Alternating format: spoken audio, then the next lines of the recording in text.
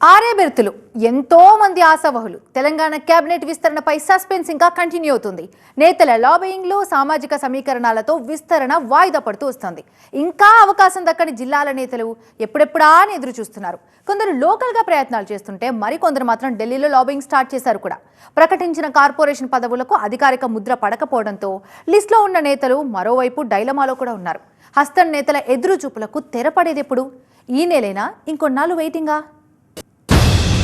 అమాత్య యోగం ఎవరికి? పదవుల రేసులో ఎవరు? కాంగ్రెస్ నేతలు వేటి. తెలంగాణలో పదవుల సస్పెన్స్ నరాలు తెంచేస్తోంది. లీడర్లకు కంటి మీద కునుకు లేకుండా చేస్తోంది. పదవులు వస్తాయో లేదోనని అంతా వెయిటింగ్. పార్లమెంటు ఎన్నికలకు ముందు 40 కార్పొరేషన్లకు చైర్మన్లను ప్రకటించింది కాంగ్రెస్ ప్రభుత్వం. కానీ అధికార జీవో ఇంకా ఇవ్వకపోవడంతో వాటికి చట్టబద్ధత రాలేదు.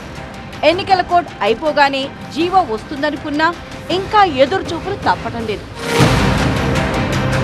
కేబినెట్ విస్తరణ సీనియర్లను, ముఖ్య నేతల్ని ఊరిస్తోంది.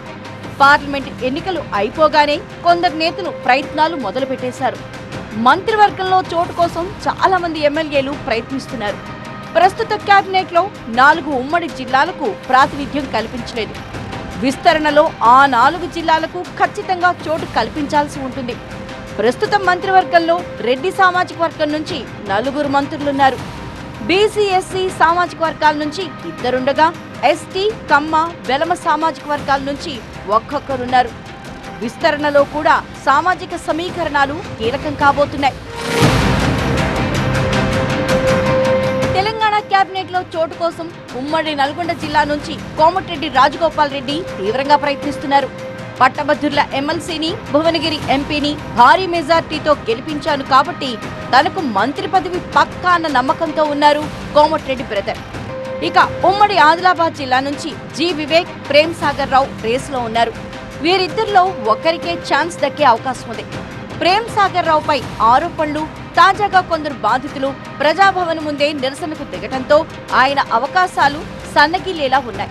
ఇక ఉమ్మడి నిజామాబాద్ జిల్లా నుంచి సీనియర్ నేత సుదర్శన్ రెడ్డి రేసులో ఉన్నా ఎల్లారెడ్డి నుంచి గెలిచిన మదన్ మోహన్ రావు కూడా గట్టి ప్రయత్నాలే చేస్తున్నారు. ఢిల్లీ నాయకత్వం దగ్గర మదన్ కు మంచి పట్టుంది. ఉమ్మడి నిజామాబాద్ జిల్లా నుంచి ఒకరికి బెర్త్ ఖరారయ్యే అవకాశం దాదాపుగా ఉంటుంది. ఇక గ్రేటర్ హైదరాబాద్ నుంచి కేబినెట్ లో ఒకరికి అవకాశం ఇవ్వాలని భావిస్తోంది కాంగ్రెస్ అధినాయకత్వం. అయితే ఇక్కడ పార్టీ నుంచి గెలిచిన ఎమ్మెల్యేలు లేరు. ఒకరికి ఎమ్మెల్సీగా అవకాశం ఇచ్చి కేబినెట్ బెర్త్ ఇవ్వొచ్చనే చర్చ కూడా పార్టీలో వినిపిస్తోంది. దీనికోసం కొందరి పేర్లు పరిశీలిస్తోంది. మంత్రివర్గ విస్తరణలో ముదిరాజు సామాజిక వర్గానికి బెర్త్ దక్కే అవకాశం ఉందన్న వార్తలు గట్టిగా వినిపిస్తున్నాయి. ఈ కోణంలో మక్తల్ ఎమ్మెల్యే శ్రీహరి పేరుని పరిశీలిస్తున్నట్లు ప్రచారం జరుగుతోంది. ఎస్టీ సామాజిక వర్గం నుంచి మరో ఎమ్మెల్యేకు మంత్రివర్గంలో చోటు కల్పించే ఛాన్స్ ఉంది. ఉమ్మడి నల్గొండ జిల్లాకు చెందిన ఎమ్మెల్యే పేరు ప్రముఖంగా వినిపిస్తోంది.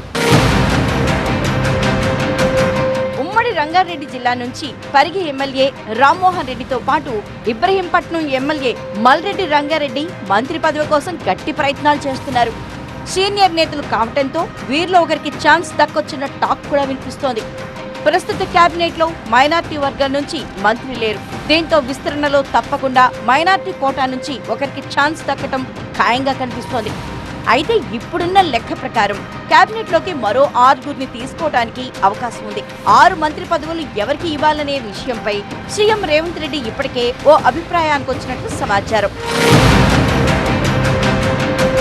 విస్తరణలో తనకు చేదోడు వాదోడుగా ఉండేవారికి ప్రాధాన్యం ఇవ్వాలనే వ్యూహంతో రేవంత్ రెడ్డి ఉన్నట్లు పార్టీ శ్రేణుల్లో చర్చ నడుస్తోంది. ప్రస్తుతం ఉన్న మంత్రులలో 4-5 మినహా మిగతా వారు పార్టీ లైన్ ని ప్రజల్లోకి తీసుకెళ్లడంలో, ప్రభుత్వ నిర్ణయాలను, కార్యక్రమాలను ప్రచారం చేయడంలో పెద్దగా చొరవ చూపడం లేదనే అభిప్రాయంతో ఉన్నారట సీఎం రేవంత్ రెడ్డి. అందుకే కొత్త మంత్రులతో ఆ లోటు లేకుండా చూసుకోవాలని రేవంత్ ఆలోచిస్తున్నట్లు సమాచారం. మొత్తానికి కేబినెట్ బెర్తుల అంశం ప్రస్తుతం తెలంగాణలో హాట్ టాపిక్ గా మారింది. మరి చివరికి మంత్రివర్గంలో ఏ సామాజిక వర్గానికి, ఏ నాయకుడికి చోటు దక్కుతుందనేది ఆసక్తికరంగా మారింది. ఇక ఎన్నికల ముందు నామినేటెడ్ పోస్టులను ప్రకటించిన సర్కార్ ఇంకా జీవో ఇవ్వకపోవడంతో ఆ పదవులు పొందిన వారు డైలమాలో పడ్డారు. వాటితో పాటు మరికొన్ని పదవులు భర్తీ చేయాలన్న ఆలోచనతో ఉంది కాంగ్రెస్ సర్కార్. దీనికోసం ఇప్పటికే జాబితాలు రెడీ చేశారు. దీపాదాస్ మున్షికి ఆ లిస్టు కూడా చేరిందట. ఎన్నికల ముందు కొందరికి హడావిడిగా పదవులిచ్చినా ఇప్పుడు మాత్రం మెరిట్ ఆధారంగానే అవకాశం ఇవ్వాలనుకుంటోందట కాంగ్రెస్ అధిష్టానం. మొత్తం మీద పదవుల జాతర నాయకులకు నిద్ర లేకుండా చేస్తోంది. అధిష్టానం ఎప్పుడు భర్తీ చేస్తుందో, ఎవరిని అదృష్టం వరిస్తుందోనని నేతలంతా వెయిటింగ్.